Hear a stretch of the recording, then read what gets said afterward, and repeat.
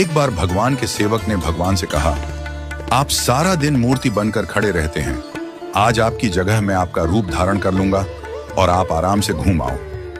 भगवान ने भी सेवक की बात मान ली, लेकिन भगवान ने शर्त रखी कि जो भी प्रार्थना करने आए उन्हें केवल सुनना और कुछ नहीं कहना। सेवक ने शर्त स्वीकार कर ली और योजना के अनुसार सेवक भगवान की जगह मूर्ति बनकर खड़ा हो गया।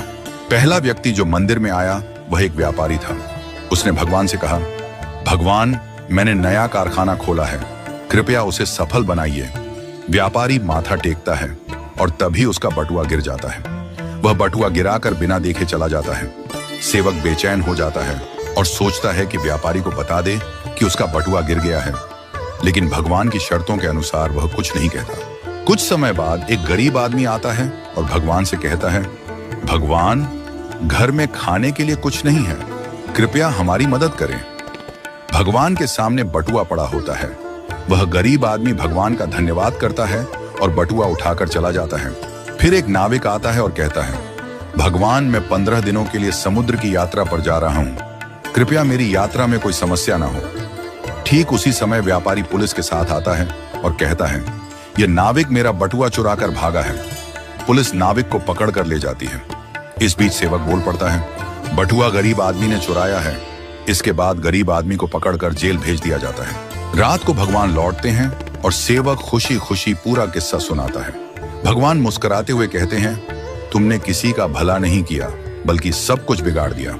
वे आगे कहते हैं, व्यापारी का बटुआ गिरना कोई बड़ा नुकसान नहीं था, वह गलत धंधा करता है, और अगर उसका बटुआ गरीब आदमी को मिल जाता तो उसके बच्चों को भोजन मिलता और उसकी परेशानियां दूर हो जाती। भगवान ने कहा, नाविक जिस यात्रा पर जा रहा था वहां एक तूफान आने वाला था। अगर वह जेल में होता तो उसकी जान बच जाती और उसकी पत्नी विधवा होने से बच जाती।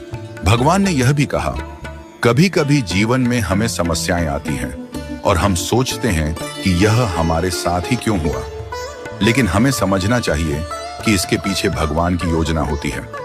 भगवान ने हमें यह सिखाया कि जो भी होता है वह हमेशा अच्छे के लिए होता है, भले ही हमें वह समझ में ना आए। इस कहानी से यह शिक्षा मिलती है कि हमें भगवान पर विश्वास रखना चाहिए और जो भी घटनाएं घटित होती हैं उन्हें अच्छे के लिए मानकर स्वीकार करना चाहिए। भगवान की योजना हमेशा हमारे भले के लिए होती है और कभी कभी हमें उस योजना को समझने में वक्त लगता है।